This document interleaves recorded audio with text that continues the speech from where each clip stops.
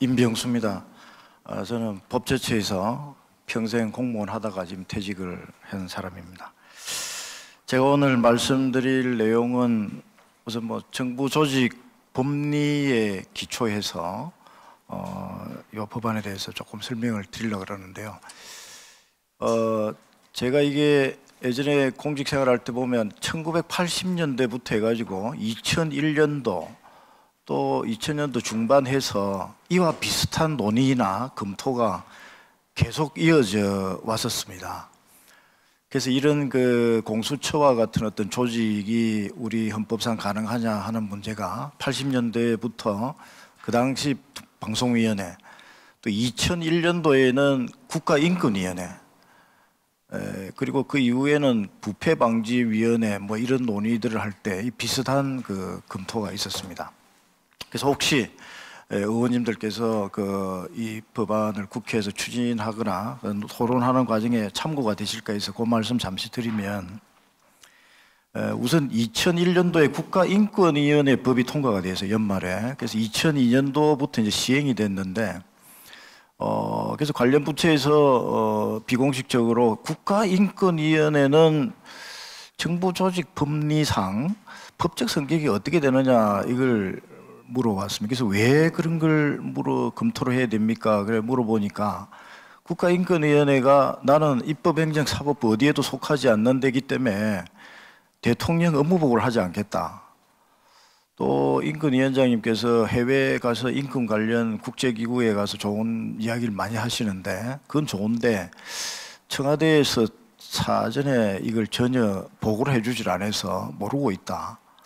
고로 결론은 국가인권위원회의 어떤 조직 법리상 법적 성격을 우리가 어떻게 봐야 되느냐 이런 얘기가 있습니다. 그래서 똑같은 논의를 그때 했는데, 그래서 그 당시는 이제 저는 개인적이고도 윗분께 보고 드릴 때는 이렇게 했습니다. 국가인권위원회를 지금 이제 입법행정사법부 어디에도 속하지 않는 독립규제위원회다라고 한다면 그것은 바로 위헌이다. 지금 만약에 공수처도 그렇게 말하면 안 됩니다. 그건 절대 있을 수가 없고요. 그래서 그 당시 국가인권위원회는 어떻게 정리를 했냐? 국가인권위원회 법을 보시면 아시겠지만 거기도 이제 최종 임명권자 대통령으로 돼 있고 조직 운영에 관하여 필요한 사항은 대통령령으로 정한다 이렇게 돼 있어요. 그래서 전체적으로 저는 행정부에 소속된 독립규제위원회적인 성격의 합의행정관청이다 이렇게 이제 우리 정부 내에서 실무자 사이에서는 그렇게 이제 해와서 현재까지 그렇게 운영을 해오고 있는 겁니다.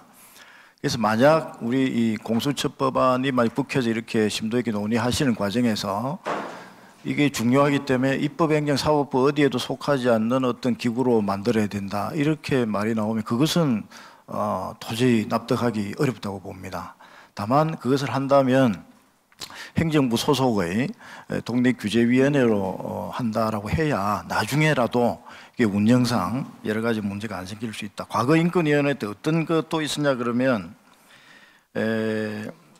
아까 제가 대통령 업무 보고하고 그건 했습니다만은 아마 공수처도 만약에 이렇게 그냥 통과가 되면 이제 하나의 또 문제가 국회에서 국무총리를 상대로 대정부 질문을 아무리 하셔도 국무총리께서 답변을 해드릴 수가 없어요. 뭘 아는 게 없어요.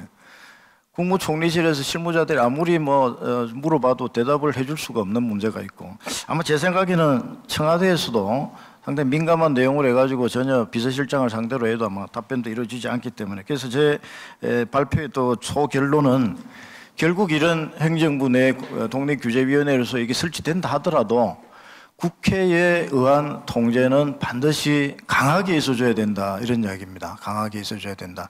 방법이 없습니다. 이것은. 그래서 제가 이 법안을 쭉 훑어보니까 뒤에 부칙을 보니까 부칙이 그냥 맹맹해요. 아무것도 없어요.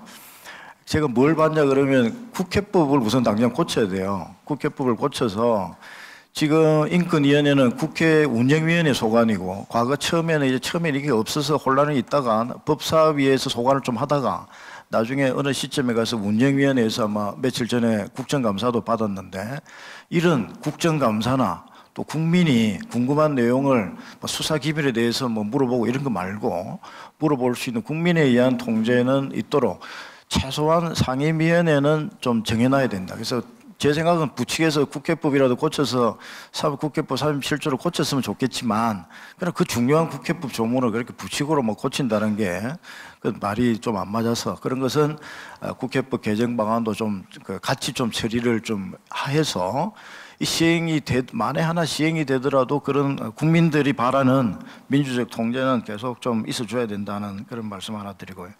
또 하나는 이 법안을 제가 쭉 한번 읽어보니까 수사처 검사라는 말이 나옵니다. 아까 우리 김종민 변호사님께서 뭐 많은 지적이 있으셨습니다만은 이게 수사처 검사라는 법률 용어와 검사라는 용어를 동일시할 수 있을까 없을까 이게 나중에 문제가 될 겁니다. 그래서 우선 하나 제가 질문을 던져보죠.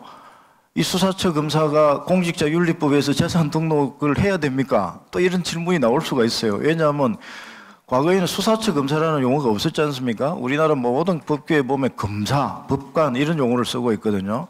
공직자윤리법에 검사는 재산을 등록해야 된다 이렇게 되어 있습니다. 검사. 그럼 이제 이게 그냥 공수처 법안이 통과되면 공수처에 있는 수사처 검사는 재산 등록을 해야 될까요? 또 이런 불필요한 해석 문제 어떻게 보면 불필요한데 그러나 이런 논의들이 많이 나올 수가 있다. 그러면 거기에 뭐 우리는 입법행정사법부에도 속하지 않기 때문에 뭐 수사처 검사는 뭐 좀 특수하다는 둥 뭐 이래가지고 또 괜히 운영상 여러 가지 그 쟁점이 나올 수가 있고요. 뭐 그런 것도 뭐 마이너한 문제긴 합니다만은 그런 것도 같이 정리를 좀 해주고 가야 되고 예를 든다면 또 공무원 범죄 몰수법 이런 데 보면 검사가 몰수에 관한 걸 지휘를 하도록 돼 있어요. 그럼 수사처 검사는 또 검사냐? 뭐 또 이런 문제가 있어서 우리가 뭐 법령 용어 검색에 검사를 검색하면 관계 법률이 많이 나옵니다. 그래서 거기에 수사처 검사와의 관계를 좀 정리해주는 예를 들어서 뭐 이런 거 하는 데가 법사위라고도 볼 수 있어요. 큰 줄기는 뭐 만드시지만 정부 내 어떤 법사위가 이제 법제처라면 여기도 뭐 법사위 이런 데서 계신 분들이 그런 거 전문가니까 그래서 그런 부분들에 대해서 같이 정비가 좀 있어줘야 된다 하는 말씀을 끝으로 발표 마치겠습니다.